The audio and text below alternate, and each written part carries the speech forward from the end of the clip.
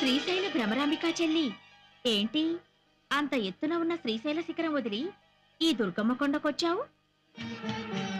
శ్రీశైలంలో ఉండే నా కష్టాలు చెప్పుకుందామని వచ్చానక్క.